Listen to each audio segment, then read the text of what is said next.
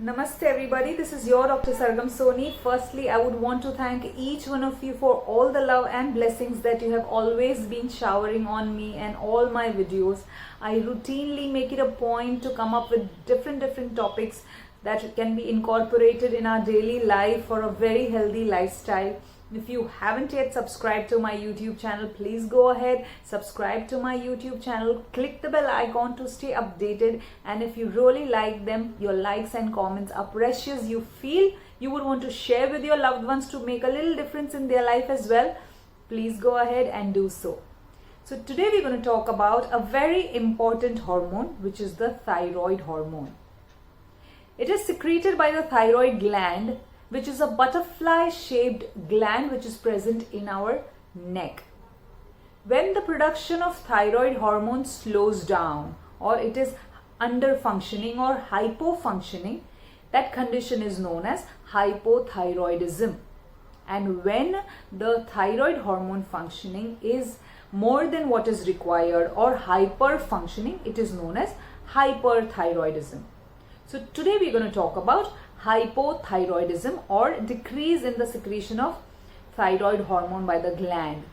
The commonest causes routinely are autoimmune like thyroiditis, a surgical removal of the thyroid gland because of various reasons like a thyroid cancer or an abnormal enlargement of a thyroid gland, which necessarily makes it important to remove it surgically, or even radiation sometimes. These are the commonest causes of hypothyroidism. Now, why is it so important to treat hypothyroidism?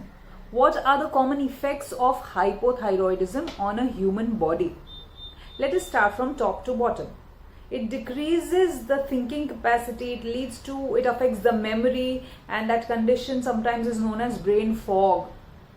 It leads to sadness, depression, there can be thinning of the eyebrows, there can be scanty hair, thinning of hair in general on your scalp, on your body, on your eyebrows and eyelashes.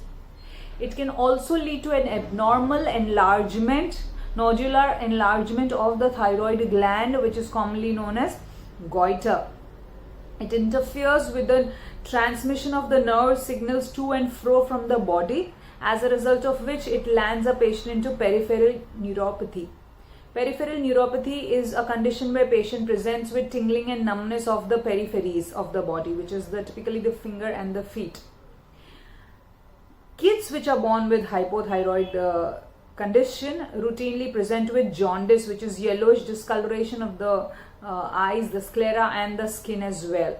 It can lead to decrease in the metabolism. It can also lead to increase in cholesterol, narrowing of arteries, hence it increases the risk of a patient to get predisposed to hypertension or high blood pressure and heart disease as well. So it increases the risks of heart diseases. As I said, it decreases or slow down the metabolism. It is one of the commonest reasons for abnormal weight gain.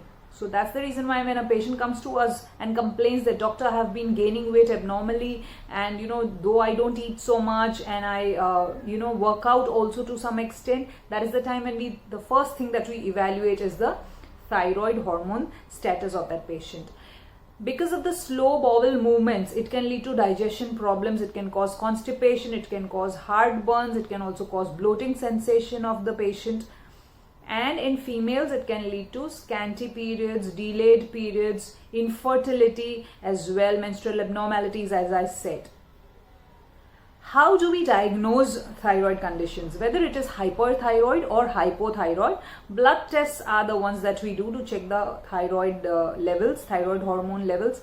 We also do scans if we think that there is an enlargement, or if the patient is coming with difficulty in swallowing, or complaints like that, or maybe feeling too much cold. So these are the commonest complaints that patients come to us with. Then we prefer doing or we doubt an enlargement of the thyroid gland, we do a sonography of the neck, or even in severe cases we do a radioiodine uptake scan.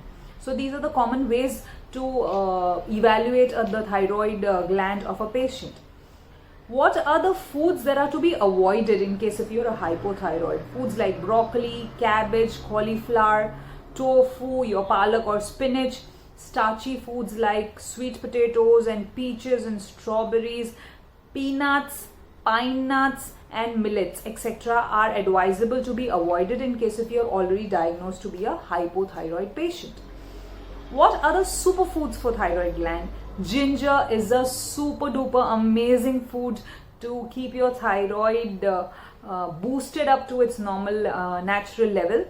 Iodized salt should be a very important part. Please do not have salts which do not have the iodized process done with them. So iodized food, ginger, eggs are a very important food. Your frozen yogurt is good, baked fish is good, roasted seaweed is a very important part of it. It is a very important food that contains iodine.